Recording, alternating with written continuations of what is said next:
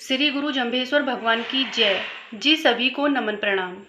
अजाराम जाट ने शब्द नंबर 17 का श्रवण किया और अति हर्षित होकर प्रसन्न होकर कहने लगा कि देव जी ने मुझे विजय दिला दी है। बिश्नोई कहने लगे, तुम्हारी विजय किस प्रकार से हुई? अभी तो तुमने ठीक से समझा ही नहीं। तब श्री गुरु जंभेश्वर भगवान ने शब्द नंबर 18 का उच्चारण किया। ओम जा कुछ जा कछु न जानी, ना कुछ ता कुछ जानी। भावार्थ। श्री गुरु जंभेश्वर भगवान कहते हैं, जो व्यक्ति कुछ जानने का दावा करता है, अपने ही मुख से अपना ही बखान करता है, वह व्यक्ति कुछ भी नहीं जानता, अंदर से बिल्कुल खोखला है। और यदि कोई व्यक्ति कहता है मैं कुछ भी नहीं जानता, तो वह कुछ जानता है। इस दुनिया में ज्ञान राशि अपार है। इतनी छोटी सी आयु में कितना ही प्रयत्न कर ले, तब भी व्यक्ति सदा अधूरा ही रहता है। यदि कोई व्यक्ति पूर्ण होने का दावा करता है, तो वह झूठा ही अहंकार है। ना कुछ अकथ कहानी, ना कुछ अमृत वाणी। श्री गुरु जंभेश्वर भगवान कहते हैं, इस संसार में भूत भविष्य वर्तमान काल में अनेकों कहानियाँ कही जा चुकी हैं, अनेकों शास्त्र कथाओं से भरे हैं। सभी कुछ कहा जा चुका है, अब कहने के लिए कुछ भी नहीं है। लेकिन जो कुछ भी वाणी द्वारा कहा गया या लिखा गया है, वह तो केवल स्थूल संसार के विषयों तक ही सीमित रहा है।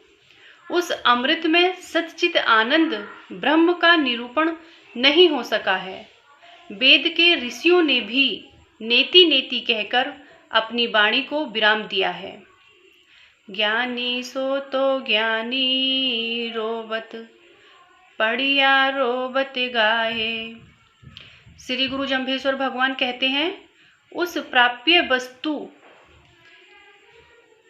अमृत तत्व की प्राप्ति न होने से आचरण रहित शास्त्र ज्ञानी विद्वान और कर्मकांड पंडित ये दोनों ही रोते हैं।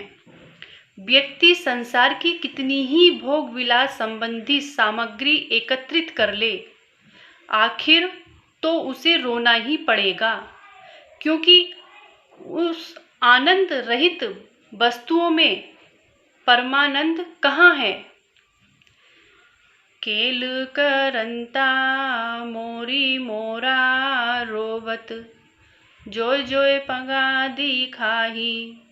श्री गुरु जंभेश्वर भगवान कहते हैं, आनंद रहित ज्ञानी उसी प्रकार रोता है जैसे सावन भादों के महीने में क्रीड़ा करते हुए नाचते हुए मोर मोरनी अपने बेडोल पैरों को देखकर रोते हैं।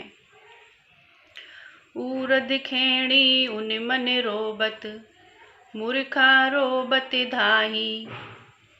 श्री गुरु जंभेश्वर भगवान कहते हैं, कुछ योगी लोग प्राणायाम द्वारा श्वासों को ब्रह्मांड में स्थिर कर लेते हैं। श्वास के साथ ही चंचल मन शांत हो जाता है, लेकिन समाधि अवस्था से जब जगत में वृत्ति होगी, तो वे योगी लोग भी रोते हैं, वापिस समाधिस्थ होने की चेष्टा करते हैं, और मूर्ख लोग दिन रात संसार के प्रपंच में ही सुख मानकर दौड़ते रहते हैं। मरणत माघ संघारत खेती, के अब तारी रोवत राही। श्री गुरु जंभेश्वर भगवान कहते हैं, जब पेड़ पौधों पर आया हुआ मंजरी फूल आदि नष्ट हो जाते हैं तथा पककर तैयार हुई खेती पर तूफान ओले आदि गिरकर खेती आदि को नष्ट कर देते हैं, तो किसान रोता है। उसी प्रकार कार्य पूर्ण होने में विघ्न पैदा हो जाता है, तो हमारे जैसे अवतारी लोग भी रोते हैं। लेकिन हमारा रोना स्वयं के स्वार्थ के लिए नहीं, परमार्थ के लिए होता है।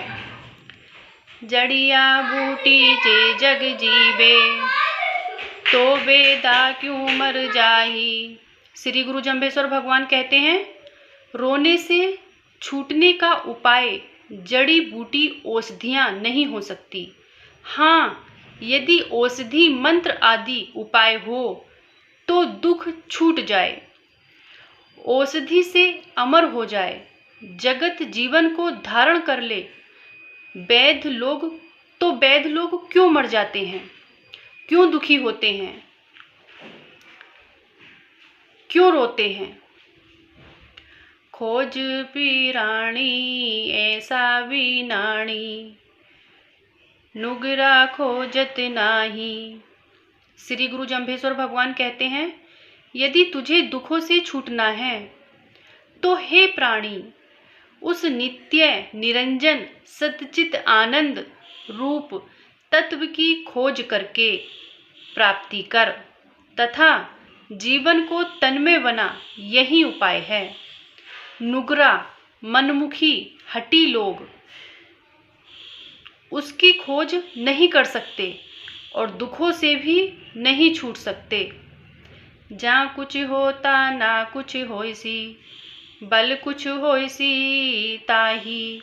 श्री गुरु जम्भेश्वर भगवान कहते हैं, इस संसार पर कभी भी विश्वास नहीं करना, यह सदा ही परिवर्तनशील है। जहाँ पर कभी कुछ नगर गांव आदि थे, वहाँ अब कुछ भी नहीं है और आगे भविष्य में हो सकता है फिर कभी वहाँ पर चहल पहल हो जाए, अन्य कोई नगर बस जाए। यही संसार के मिथ्या होने का प्रमाण है। इस प्रकार शब्द नंबर 18 का भावार्थ पूर्ण हुआ। जी धन्यवाद। त्रुटि के लिए क्षमा प्रार्थी हूँ। हरि ओम विष्णु।